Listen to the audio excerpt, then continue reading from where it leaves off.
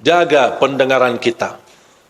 Banyak isu fitnah macam-macam yang kita dengar. Dari lingkungan, gosip, fitnah. Ada orang membawa berita yang membuat kita sakit hati. Tak usah dengar. Tak usah dengar. Orang mukmin bersikap, kalau berita yang mau didengar itu baik, lanjut. Kalau tidak baik, mohon bilang sama yang membawa berita, diam. Diam loh, saya tak mau dengar. Saya tak mau tahu.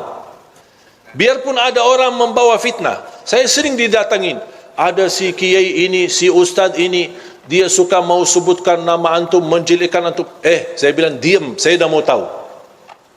Dan ana ingin kasih tahu supaya kamu berhati-hati. Saya tak perlu berhati-hati sama manusia.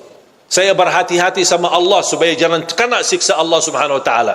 Istiqamah beribadah. Saya tak peduli apa yang diucapkan oleh manusia. Tak usah pedulikan, tak usah dengar. Supaya apa? Supaya besok ketemu semua orang dengan hati yang bersih. Tidak ada satupun kita sakit hati sama orang, siapapun dia. Mau dia ustaz, mau dia pejabat, mau dia tetangga, mau dia sahabat. Coba kira-kira perasaan, kita kan manusia. Tak ada yang bisa menjaminkan hatinya.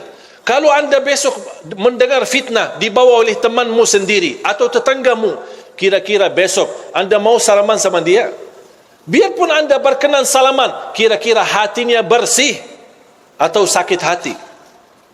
Rasul sallallahu alaihi wasallam sendiri pernah berkata, melarang sahabatnya, jangan ada di antara kalian yang membawa keburukan cerita terhadap sahabatku yang lain, karena saya ingin bertemu dengan sahabatku dengan hati yang bersih.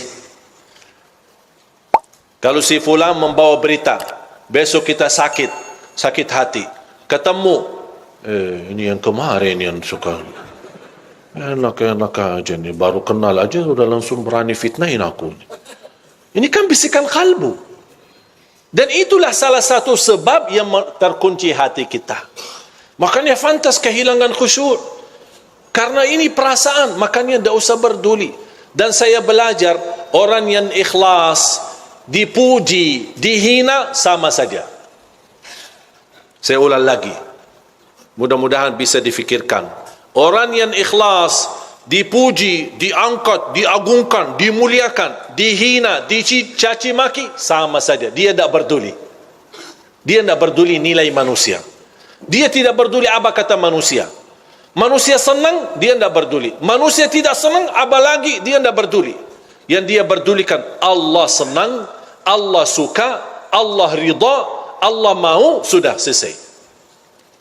Kalau kita bisa hidup insya-Allah dengan seperti ini, insya-Allah kita punya hati nurani, akan baik sama semua orang dan selalu berbaik sangka.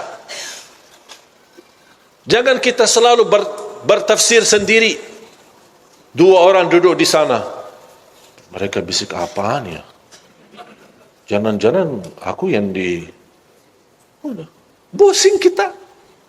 Coba kalau kita berduli apa kata orang, wallahi kita yang pusing, bukan mereka. Coba kalau kita lupakan, kita abaikan. Dan saya nasihatkan, sampai ada seorang ibu berkata, alhamdulillah Ustaz, saya tidak pernah gosip orang, tidak pernah suka nomor orang, tapi mohon maaf saya suka dengar. Ya sama aja dosanya. Mendengar berita, melihat berita, caci maki, urusan orang, itu dosa semua. Tak usah peduli. Kita punya urusan sendiri. Dan selalu kita hidup dengan baik sangka. Walaupun anda melihat kawanmu yang suka di masjid, tiba-tiba masuk ke tempat maksiat, jangan anda su'uzzan. Kita tidak tahu apa yang terjadi. Mungkin dia mencari kawannya, mungkin dia mencari anaknya, yang dia dengar anaknya ada di dalam, langsung, wah, ini biasa kan yang ceramah selama ini, kok ngapain dia masuk ke situ? Langsung kita pakai tafsir sendiri, disertai dengan godaan setan, bertambah fitnah. Begitu kita dengar berita huwak yang tidak ada asalnya dan tidak ada dasarnya, oh, ya betul-betul, saya kemarin lihat dia masuk ke tempat maksiat, bertambah buruk kita, bertambah beredar fitnah sana sini, dan kita membawa dosanya sampai hari kiamat. Hati-hati jamaah sekalian. Makanya tutupi pandangannya. Hanya yang kita lihat tempat kebaikan, tempat masjid, majlis ta'lim, lihat Al-Quran, supaya Allah Subhanahu Wa Taala selalu membersihkan pandangan kita dari segala hal-hal yang tidak kesengajaan kita lihatnya. Insya Allah terhapus dosanya gara-gara kita sering melihat. Makanya salah satu ulama berkata, kalau saya merasa hati mulai keras dan tertutup, saya berbanyak melihat Al-Quran.